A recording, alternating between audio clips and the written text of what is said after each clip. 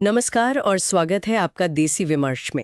आज हम बात कर रहे हैं एक ऐसी खबर की जो भारत के लिए शायद एक गेम चेंजर साबित हो सकती है। राजस्थान के बाड़मेर में रेयर अर्थ एलिमेंट्स यानी REE के बहुत बड़े भंडार मिले हैं। जी नमस्कार। और ये खबर वाकई बहुत अहम है। देखिए, ये सिर्फ कुछ खनिज मिलने की बात नहीं है। ये वो एलिमेंट्स हैं जो आज की टेक्नोलॉजी, डिफेंस और खास तौर पर ग्रीन एनर्जी के लिए आप कह सकते हैं रीढ़ की हड्डी हैं। हाँ बिल्कुल। और ये भंडार बाड़मेर की शिवना हिल्स में मिले हैं ना। हाँ। सुनने में आया है कि मात्रा बहुत ज्यादा है। मात्रा का अनुमान तो हाँ काफी बड़ा है। लगभग 5 मिलियन टन तक का अनुमान है। हालांकि अभी पुष्टि जो हुई है वो 1,11,000 टन की है। 1,11,000 टन ये भी कम नहीं है, लेकिन इससे भी ज्यादा चर्चा इसकी क्वालिटी को लेकर है। ऐसा क्यों?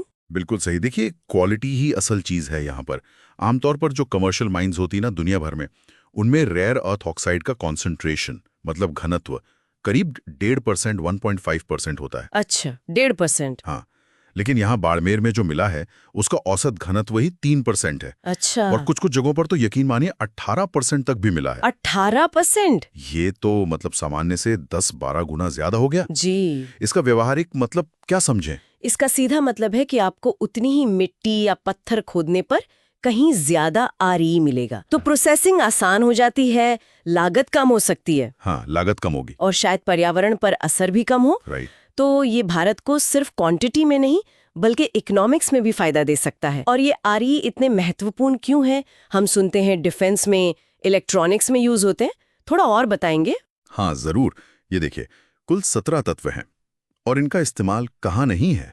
Missile guidance system, fighter jet के इंजन, आपके स्मार्टफोन की स्क्रीन, इलेक्ट्रिक गाड़ियों की बैटरी, विंड टरबाइन के पावरफुल मैग्नेट्स। अच्छा, विंड टरबाइन में भी? जी हाँ, उनके मैग्नेट्स में।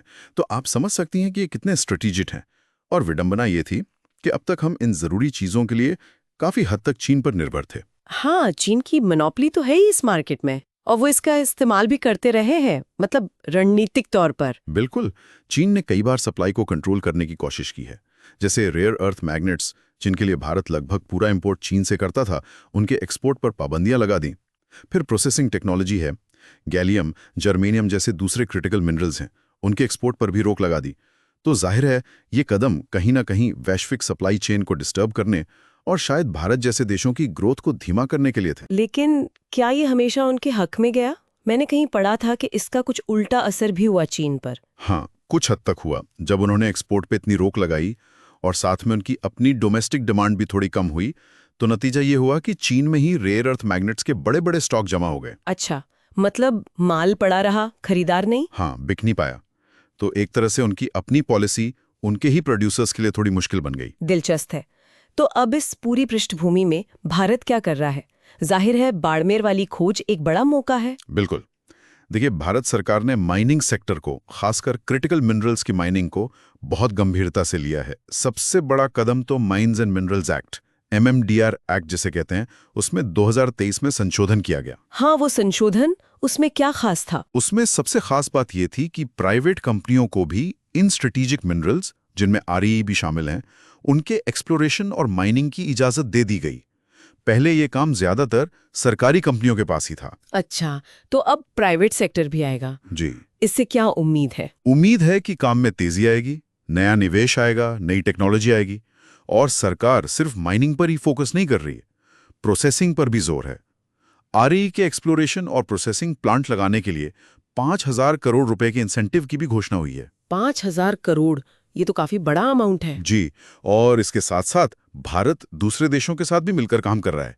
जैसे क्वाड देश हैं, अमेरिका, जापान, ऑस्ट्रेलिया, उनके साथ मिलकर एक रेजिलिएंट सप्लाई चेन बनाने की बात हो रही है, ताकि किसी एक देश चीन पर निर्भरता कम हो सके। तो आगे का रास्ता क्या दिखता है? ये भंडार मिल तो गए, लेकिन इनको इस्तेमाल तक लाने का प्रोसेस क्या होगा? हाँ, प्रोसेस अब शुरू होगा।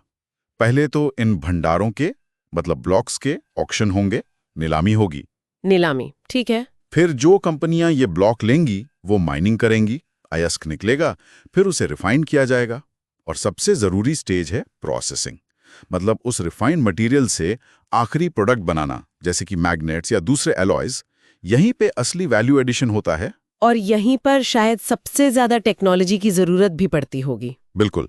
प्रोसेसिंग टेक्नोलॉजी काफी जटिल होती है और अभी इसमें चीन का दबदबा है। तो भारत को इस क्षेत्र में भी आत्मनिर्भर बनना होगा।